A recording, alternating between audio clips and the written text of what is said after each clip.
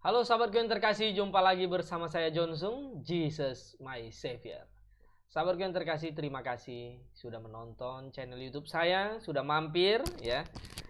Saya harap penjelasan-penjelasan firman Tuhan di channel YouTube saya ini bisa menambah pengetahuan bagi kita semua sehingga kita bisa membedakan mana yang benar dan mana yang salah, ajaran yang benar dan ajaran yang salah, dan kita bisa mengambil keputusan sesuai dengan hikmat, sesuai dengan akal budi yang Tuhan berikan kepada kita ya. Mari kita lihat beberapa video berikut ini. Kesibukan para laki nanti di dalam surga adalah... Malu saya menceritakannya nih. Mau terus?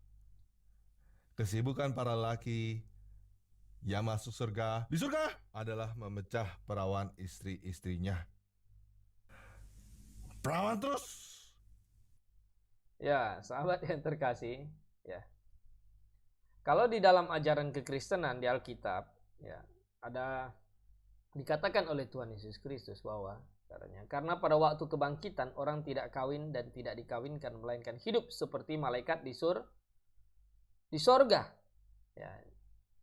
Jadi ketika kita di sorga itu bukan tubuh kedagingan ini lagi, ya, bukan keinginan daging lagi yang ada, tapi keinginan roh. Kita bisa rohani. Bagaimana ada pesta-pesta demikian, ya.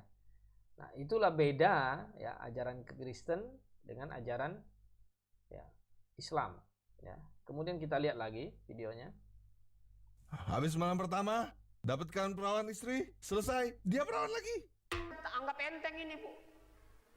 Murtad itu kafir, Bu. Kafir itu neraka jahanam. Dijamin masuk neraka. Ya. Nah, jadi Anda lihat di sini bahwa kalau kafir itu masuk neraka jahanam. Kafir itu artinya tidak beragama, menganut agama Islam gitu maksudnya. Jadi masuk neraka jahanam. Kita semua yang itu masuk dong neraka jahanam kalau begitu karena kafir gitu. Nah, apa kata selanjutnya dari para ulama yang lain coba? Allah menghukum orang di neraka bukan karena berbuat dosa. Semua manusia di dunia ini baik kafirin maupun mukmin ada dosanya. Tapi Allah menempatkan manusia di neraka karena kafir, ingkar. Lihat di sini, Allah menghukum manusia bukan karena dosanya, bukan karena amal ibadahnya dimasukkan ke surga, tetapi menghukum manusia pergi ke neraka itu karena kafir. Karena kafir, ya. Bukan karena perbuatannya. Ya, coba lihat lagi. Mungkar terhadap Allah. Dan orang masuk surga bukan karena dia suci. Kesucian adalah milik daripada Allah semata. Orang masuk surga karena dia mengucapkan asyhadu alla ilaha illallah wa asyhadu anna muhammadar rasulullah. Ulangi. Jadi lihat di sini, masuk surga bukan karena melakukan amal ibadah kesucian perbuatan yang baik, tapi karena mengucapkan kalimat syahadat baru masuk surga. Karena masuk surga itu adalah hak prerogatif Allah. Jadi Allah yang tentukan. Kalau ucapkan itu berarti bukan kafir. Kalau tidak ucapkan berarti kafir begitu. Nah, tetapi ada suatu pendapat dari satu ulama ini. Coba kita dengarkan. Tidak benar bahwa Nabi Muhammad sudah dapat jaminan surga. Surga itu hak prerogatif Allah. Tidak benar ya bahwa Muhammad itu sudah mendapat jaminan masuk surga. Itu kata ini ulama sendiri ya. Karena surga itu adalah hak prerogatif Allah untuk memasukkan siapa yang dia inginkan. Nah, coba dengarkan lagi. Nah, oke, prerogatif. Ya toh? Ya. Memang kita yakin bahwa beliau ini. Kenapa saya katakan begitu? Pernah ada seorang sahabat Nabi dikenal orang baik. Terus teman-temannya di sekitarnya berkata, bahagialah engkau akan mendapat surga. Nabi dengar. Siapa yang bilang begitu tadi? Nabi berkata, Tidak seorang pun yang masuk surga karena amalnya. Kalau berkata dia baik amalnya, jadi jangan surga hak prerogatif Tuhan. Terus ditanya, kamu pun tidak, wahai Nabi Muhammad, saya pun tidak. Kecuali kalau Allah menganugerahkan rahmat kepada saya. Nah, jadi Anda lihat di situ jelas ya. Masuk surga bukan karena amal ibadah atau menyucikan diri katanya. Bahkan Muhammad pun ya tidak yakin bahwa dirinya akan masuk surga kecuali Allah yang memberikan rahmatnya kepada kita. Jadi tidak ada seorang pun di dunia ini menurut Muslim itu bisa masuk surga, termasuk nabinya. Nah, tergantung semuanya ada hak prerogatif dari ya Allah. Nah, berbeda dengan ajaran Kristen. Tuhan Yesus berkata, akulah jalan kebenaran dan hidup, tidak ada seorang pun datang kepada Bapa kalau tidak melalui aku. Ya. Akulah kebangkitan dan hidup. Barang siapa percaya kepadaku, dia akan hidup walaupun sudah mati, akan dibangkitkan pada hari kebangkitan. Artinya bahwa Yesus memberi sebuah jaminan. Di bawah kolong langit ini tidak ada nama lain yang dapat diberikan bahwa manusia dapat diselamatkan hanya dalam nama Yesus Kristus. Ya. Yesus memberikan jalan yang pasti. Hanya ada dua kemungkinan sebenarnya. Orang percaya Yesus atau orang tidak percaya Yesus sama dengan berkata Yesus benar atau Yesus bohong. Kalau Yesus benar, dia percaya bahwa Yesus benar, dan ternyata nanti Yesus benar, maka dia akan mendapatkan jaminan keselamatan di surga.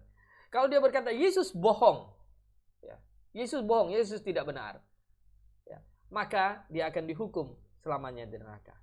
Nah, kalau orang yang percaya Yesus benar, ternyata nanti tidak ada, ya, apakah rugi juga? Tidak ada rugi. Kalau kita percaya, saya percaya Yesus itu benar, saya menjalani juga dengan hidup yang baik, ya. Saya menjalani hidup ini dengan tidak seperti yang lain, ya, mengikuti perintah Tuhan, jangan membunuh, jangan mencuri, jangan berzina, jangan bersaksi dusta, hormati ayahmu dan ibumu, semua kita patuhi juga, gitu. Nah, jadi kalau masuk surga hanya melalui Kristus, maka yang tidak percaya akan binasa. Dia memberikan jaminan. Dia naik ke surga. Ya. Nah, bagaimana ini? Nah, Anda silakan pilih ya. Nah, kemudian kita lihat lagi. Bertemu dengan orang kafir di medan perang. Itu dibuang. Maka pancunglah batang leher mereka. Jadi boleh kita membunuh, tetapi terhadap orang kafir, dan itu pun di medan perang. Nah, di sini dikatakan boleh membunuh, ya, orang kafir di medan perang. Oke. Kalau ajaran Tuhan Yesus Kristus, kasihilah musuhmu, berdoalah bagi mereka yang menganiaya kamu.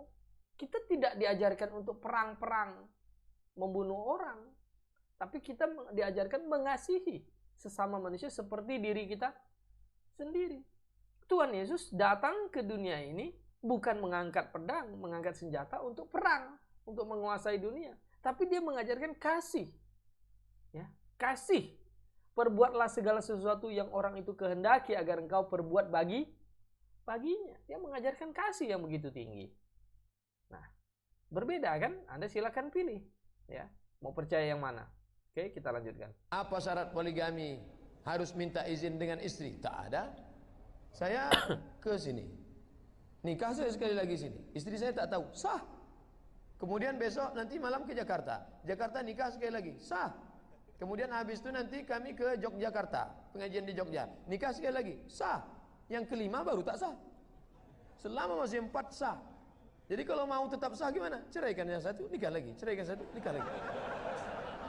Nah, jadi Anda lihat konsepnya berbeda dengan kekristenan ya.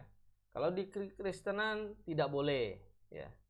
Tidak boleh kawin cerai, nikah lagi sampai 4 sampai berapa, tapi cukup hanya satu. Nah, Alkitab kan berkata bahwa ya jangan berzina, jangan mengingini ya milik orang lain, harta orang lain, istri orang lain ya. Jelas sekali dikatakan di dalam Alkitab gitu loh. Tetapi aku berkata kepadamu, setiap orang menceraikan istrinya kecuali karena zina, yang menjadikan istrinya berzina. Siapa kawin dengan perempuan yang diceraikan, ia berbuat zina. Jadi kita ini manusia yang bermoral, ya. Tidak bisa, bukan seperti ya makhluk lain yang boleh kawin gonta-ganti.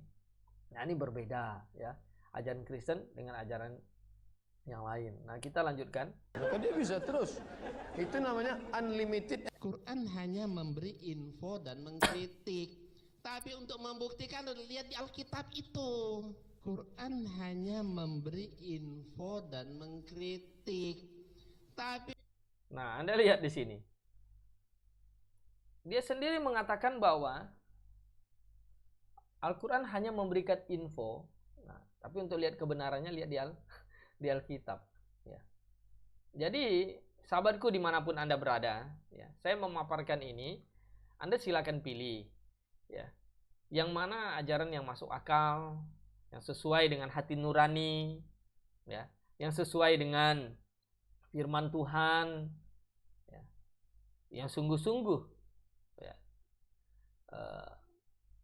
engkau pikirkan dengan akal sehatmu, ya, engkau pikirkan itu semua. Jadi sahabatku dimanapun Anda berada, Alkitab mengajarkan, Tuhan Yesus mengajarkan dengan jelas bahwa kasih, ya, Allah Maha Kasih, maka Dia melakukan tindakan-tindakan kasih yang besar. Allah Maha Suci, maka Dia berfirman di dalam bukunya mengajarkan tingkat kesucian moral yang paling tinggi dari buku manapun juga. Allah Maha Benar, oleh sebab itu Dia berkata benar, tidak mungkin salah di dalam firman-Nya. Anda cek, jika Anda menemukan ada yang bertentangan atau yang salah, silakan tanya saya.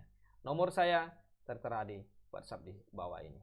Sahabatku yang terkasih, dimanapun Anda berada, kiranya ini merangsang pemikiran kita untuk terus berpikir dan memilih mana yang benar dan mana yang salah. Bersama saya Jonsung, Jesus My Savior.